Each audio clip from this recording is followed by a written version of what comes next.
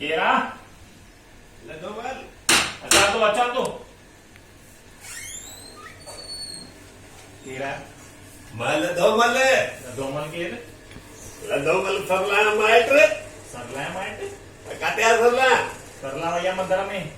बदरे भैया हा अच्छे तो सुना नदी पर उन्हें कभी बुधाया नहीं ना उन्हें माइट बैठ हिंदी तो सुना दी तान भी तो सुना ना ये थोड़ी ना आएगा तो सुनाना दास नहीं है वो सुना दिया अंके ठीक है मस्त बेओ अच्छो अच्छे थी अच्छो मंदिर में ही अच्छो हाँ बोलो थेलो रखो विलायत विलायत में विलायत में हाँ ये सरला कभी बुधाया नहीं थे ना उन्हें मिट माइट विलायत में तामो हिंदी रे दिसते आस्ते आस्ते आस्ते कोची टूटी ना पाए ये विलायती का नहीं जा जा है ये तो लगा था जाने में न तो आराम सा यो की सब ठीक है हाँ सब तो मजे में इतना भी हुआ हाँ अनिश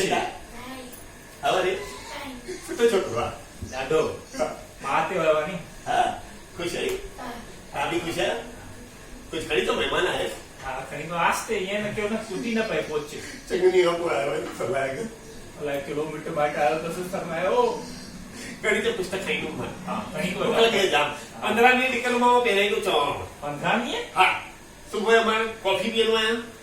उन्हें वो दाल पकवान मंझे देखो का खा रहा है 15 नहीं का दुकान है धंधा पानी बदल लगा पाए नो मिनट में 15 नहीं निकला ये नहीं सरला सुना ना दी पैसा खड़ी है बैग भरे कहीं को विलायत में कहीं को अच्छा हो खड़ी जा खुश है नहीं तो खुश है नहीं बेटा हाँ तू खुश है स्कूल तो साल से हो तो बंद हो से खुशी कुछ एक 12 दिन के तो चल का स्कूल चालू होते बाकी सब चलता दुकान चलते चलते खड़ो अच्छा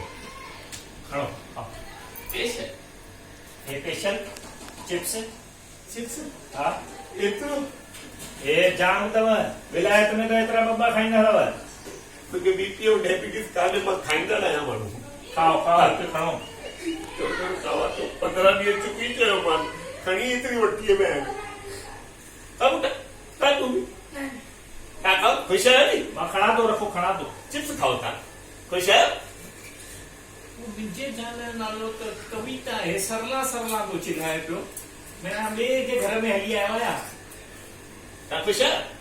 छाता चो घड़ी दा खुश है ते पाण मेहमान रहे तो मुझे काम में तो बहुत मेहमान अचे तो माण्हू हेतो थी पियो ना खुश है 15 ॾींहं ना धंधो आहे न पाणी आहे खुश है बोलो तो हम खुश हो जो घर वाली नालो कविता है सरला को चिल्लाए पियो आया ये सही ना मां लतो मल हां लतो मल हलो धोमल हलो उठो ना लतो मल खुश है उठो अरे उठो देवा के मारो ये घुसो तो लतो मल मैं खाओ अरे हेलो अरे कॉफी पहले चलो खड़ो